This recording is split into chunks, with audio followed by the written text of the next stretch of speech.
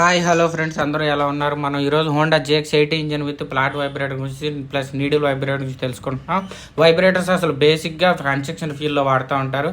Plot vibrator బిజ్జులు కట్టుకోవడానికి, మన ఇళ్ళ దగ్గర ఎస్ఎస్సిసి రోడ్లు ఫినిషింగ్ చేసుకోవడానికి ఎక్కువ వాడుతూ ఉంటారు.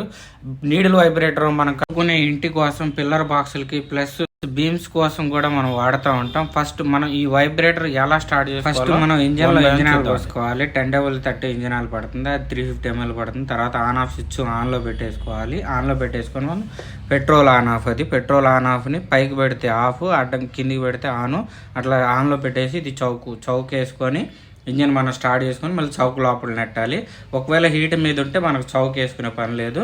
మామూలుగా అయితే మనం పొద్దున స్టార్ట్ చేసి చౌక్ వేసుకుంటే సరిపోతుంది. ఇప్పుడు దీన్ని ఒకసారి స్టార్ట్ చేసి చూద్దాం.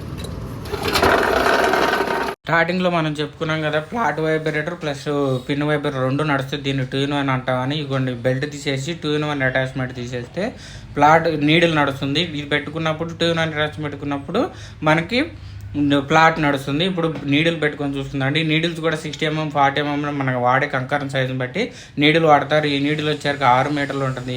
ఒకసారి మనం ఈ నీడిల్ కూడా ఎలా పెట్టుకొని వాడతారో ఇది కూడా నేను ఇప్పుడు వీడియోలో చూపిస్తాను. ఫస్ట్ మనం ఈ నీడిల్ పొడవుగా వేసుకోవాలండి, ఎందుకంటే రౌండ్ మీద మనం ఎప్పుడు స్టార్ట్ చేయకూడదు. నడిపేటప్పుడు కూడా నీడిల్ పొడవుగా ఉంటేనే మన కంప్లైంట్ తక్కువ వస్తాయి.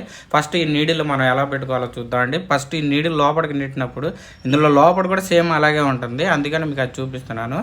లోపలికి నెట్టినప్పుడు పూర్తిగా వెళ్ళదు, మనం కొద్దిగా తాడు గుంజినట్టయితే లోపలికి పూర్తిగా వెళ్తుంది అనమాట. పూర్తిగా వెళ్ళిన తర్వాతనే మనం లాక్ వేసుకోవాల్సి ఉంటుంది. అక్కడ స్టెప్ ఉంటుంది చూడండి, ఆ స్టెప్ ఉంది కదా, ఆ స్టెప్ వరకు వెళ్ళాలన్నమాట. అక్కడికి మనం లోపలికి వెళ్ళిందని కన్ఫర్మ్ చేసుకున్న తర్వాత లాక్ వేసుకుంటే మనకు కరెక్ట్గా కూర్చుంటుంది అనమాట. ఇప్పుడు మనం ఇంజిన్ స్టార్ట్ చేసుకోవాలి.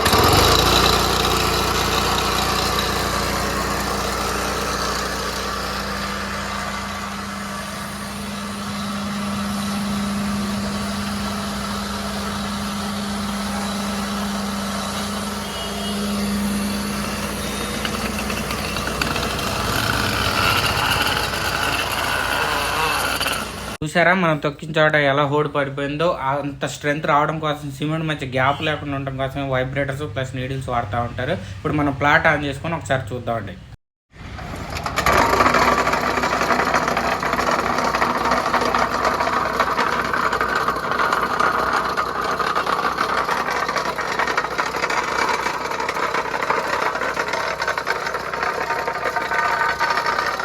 వైబ్రేట్ అవ్వడం ద్వారా మనకి సీసీ రోడ్లు కానీ బిల్డింగ్ పెద్ద బ్రిడ్జిలు కానీ చదువు చేయడం జరుగుతుంది.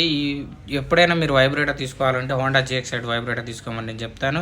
1 లీటర్ పెట్రోల్ 2.5 నుంచి 3 గంటలు వస్తుంది. ఆయిల్ సిస్టమ్ ఉంటుంది. మనం పెట్టిన డబ్బులకి ఖచ్చితంగా న్యాయం జరుగుతుందని నేను నమ్ముతాను.